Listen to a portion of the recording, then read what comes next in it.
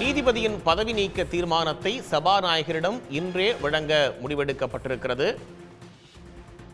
இது பற்றிய கூடுதல் தகவல்களை வழங்குவதற்காக சிறப்பு செய்தியாளர் ராமகிருஷ்ணன் இணைகிறார். விவரங்கள் ராமகிருஷ்ணன். சென்னை உயர்நீதிமன்ற நீதிபதி ஜி.ஆர். சுவாமிநாதனை பதவி நீக்கம் செய்யும் தீர்மான நோட்டீஸை மக்களவை சபாநாயகரிடம் இன்றைக்கு வழங்குவதற்கு திமுக எம்பிக்கள் திட்டமிட்டிருக்கிறார்கள். நீதிபதி ஜி.ஆர். சுவாமிநாதனை பொறுத்தவரையில் இவர் சென்னை உயர்நீதிமன்ற மதுரை கிளையில் நீதிபதியாக இருக்கிறார். திருப்பரங்குன்றம் வழக்கில் நீதிபதி சி.ஆர். சுவாமிநாதன் வழங்கிய தீர்ப்பு சமூக பாதுகாப்பை சீர்குலைப்பதாக விமர்சனம் எழுந்தது.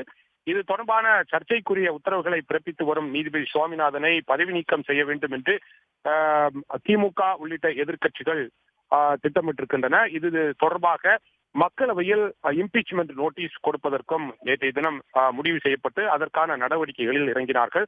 உயர் நீதிமன்ற நீதிபதியை இம்பீச்மெண்ட் செய்ய மக்களவையில் தீர்மானம் கொண்டு வர வேண்டும் என்றால் 100 மக்களவை எம்பிக்களுடைய கையெழுத்து என்பது தேவைப்படுகிறது. தற்போது வரை நேற்றைக்கு துவங்கிய இந்த கையெழுத்து இயக்கம் என்பது இன்று காலையில் வரை நடைபெற்றது. சுமார் 120 எம்பிக்கள் கையெழுத்திட்டிருக்கிறார்கள். இதில் திராவிட முன்னேற்ற கழகம், காங்கிரஸ், விடுதலை சிறுத்தைகள், இடதுசாரி கட்சிகள், ஆர்ஜேடி உள்ளிட்ட கட்சிகளை சார்ந்த 120க்கும் மேற்பட்ட எம்பிக்கள் அந்த பதவி நீக்கம் தொடர்பான அந்த நோட்டீஸில் கையெழுத்திட்டிருக்கிறார்கள்.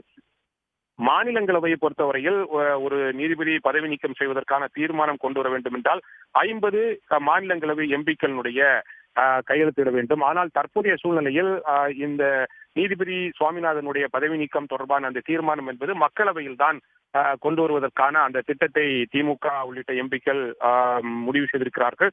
அந்த அடிப்படையில் திமுக சார்பில் மக்களவையில் இந்தியா கூட்டணி கட்சி எம்பிக்களுடைய அந்த கையெழுத்து என்பது பெறப்பட்டிருக்கிறது. இன்று மக்களவை சபாநாயகர் ஓம் பிர்லாவை நேரடியாகவே அவர்கள் சந்தித்து அந்த நீதிபதி சுவாமிநாதனுக்கு எதிராக அவரை பதவி நீக்கம் செய்ய வேண்டும் என்ற இம்பீச்மெண்ட் நோட்டீஸ் தீர்மானத்தை அவர்கள் கொடுக்க திட்டமிட்டிருக்கிறார்கள்.